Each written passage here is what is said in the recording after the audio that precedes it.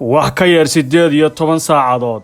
waxaa markii ugu horeysay taariikhda Puntland looga dareerayaa 3 degmo oo ka mid ah doorashooyin qof iyo cod ah taasoo ah hordhaca doorashada guud ee golayaasha deegaanka oo lagu qabanayo Puntland waa tallaabo ku suntanaan doonta hogaaminta madaxweyne Dani oo la timid ku dhiiranaansho buuxa waxaa soo dhammaaday bil ola ah oo ururada u diiwaan gashan Puntland ay ka wadeen 3 degmo waxaa soo dhawaaday maalinta riyada ee dadka ku dhaqan 3 degmo waxa leebiye qalabka shaqaalaha ciidanka iyo maamulka farsamo ee laga maarmaanka u ah doorashada waxa ay ka dhacaysaa 54 seejo oo ku kala yaala 3 degmo Qardho Ufayn iyo Ayl kaararka codbixinta waxaa qaatay 37578 qof waxaa la soo dooranayaa 87 xubnood oo golaha deegaanka musharaxiinta sharaxani waa 499 musharax 29 boqolkiiba waa gabdho musharaxiintu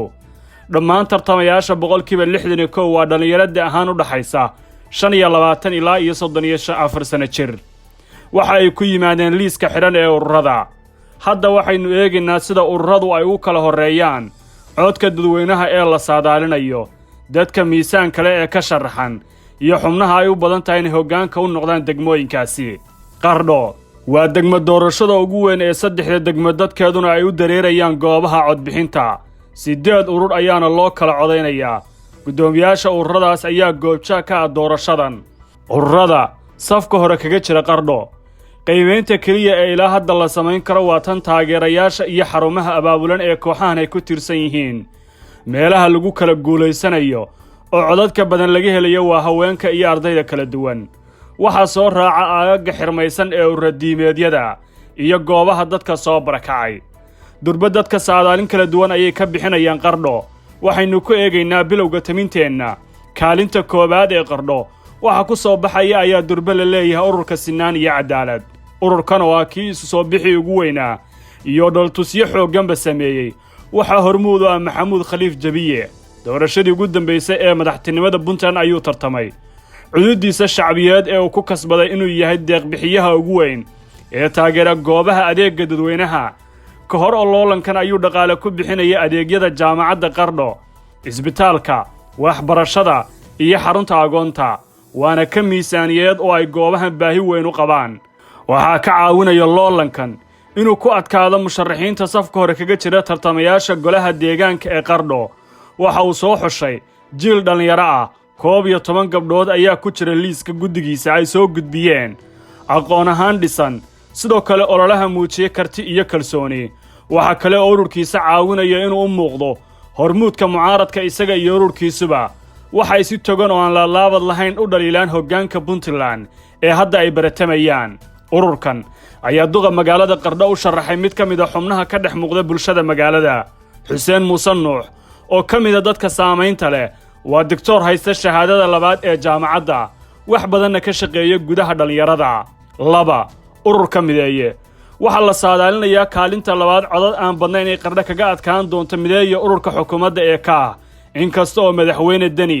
dadaal xoogan gelinaya 3 maalmood ee la soo dhaafay sidoo ururkiisu ku noqon lahaa midka ugu dambeyn yimaada kaalinta labaad haddana marxaladaha siyaasadeed ayaa jaangoynaya 3 ururada ifiye iyo shaqaalaha ayaa soo raaca 3 urur siyaasadeed ee hore 2 urur waxa ay ka sharaxeen macallimiin sumcad ku dhexlay magaalada iyo xirfadlayaal dhowra ha yeeshee rajadooda ayaa gabaabsi sii noqonaysa saacadihii ugu dambeeyay tirada 30 ka badan ee kuraasta Qardho taala sidee ayaa loo kala qaadan doonaa durba xogogaalka iyo dadka la socda geedi socodkan socod baradka ah ayaa leh ururka Sinaan iyo Cadaalad ayaa laga filan karaa qaadashada 15 ilaa 16 kursi oo ka mid ah 33 xubnood ee golaha haddii ay taasi dhacdana waxa ay hogaamin doonaan Sinaan iyo Cadaalad golaha deegaanka ee degmada Qardho mideeye waxa isna laga filan karaa 8 ilaa 9 cod inuu helo ayaa macquul ah haddii Sinaan iyo Cadaalad ay codad hoos uga dhacaan 3 waxa la qiyaasayaa ururka ka inuu heli doono ugu badnaan 6 cod haddii aan mucjiso iyo isbeddello dhicin degdeg ah taasoo ayana si weyn aan maanka loogu haynin 4 ifiye waxa la rumaysan yahay helista 1 cod shaqaalaha 1 cod waxaa jiri kara deegaanada codaynta inay wax iska beddelaan laakiin wax codadka guud saameeya ma noqon karto sheekada xiisaha leh ee tartankan waa inay midow isdhisid golayaasha ah yeeshaan ururada mideeye sinaan iyo cadaalad taasoo dhabarjab ku noqon karta kaa waana isbahaysi aan wax badan ka sokayn doonin xisbiga kulmiye kii ka qabsaday doorashooyinka Somaliland ee dhawaan qabsoomay ufayn waxaa goor hore la qiyaasayaa in isla ururkan sinaan iyo cadaalad ay adag tahay in looga guulaysto codadka ugu horeeya balse culayska ay saartay xukuumaddu waa macquul inuu ku soo dhowaado kaalinta labaadna yimaado ufayn waxaa kaalinta saddexaad u dhacaya mideeye oo aan dagaal aan yarayn kala kulmaya dhowr urur oo kale oo si toosa ay hadda isku hayaan degmada taariikhiga ee ayl waxaa la filayaa inay halkan si adag ugu dagaalami doonaan urur siyaasadeedka kaah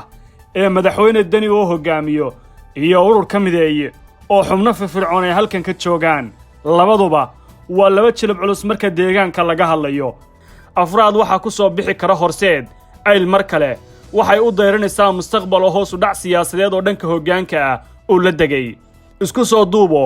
saadaashan oo ku dhinsan xogta goobaha dadweynaha xogta goobaha waxbarasho iyo tan odayaal dhaqmeedka ayaa xoojinaysa in shaqadii ololaha lagu kala adkaaday natiijaduna ay siinaysa guusha ururkii goor hore goobaha codbixinta si hufan uga howlgalay ha yeeshee isbeddellada siyaasadeed iyo mucjisooyinka doorashooyinkuba waa kuwo ayana aan la dhayalsan karin ma jeceshahay inaad barato qur-aanka kariimka ah iyo culumta shareecada ugu kaalay markaska nuureyn online oo baro adigoo gurigaaga jooga qur-aanka higaada iyo culumta kale islaamka wixii faahfaahin kala xiriir nambarada shaashada kaaga muuqda shirkadda Somnet Export ee ku taal dalka India waxay ku soo dejinaysaa khamiisyada shaararka iyo saraawiisha kabaha isberbarka bajaajyada dawooyinka wixii faahfaahin kala xiriir nambarada shaashada kaaga muuqda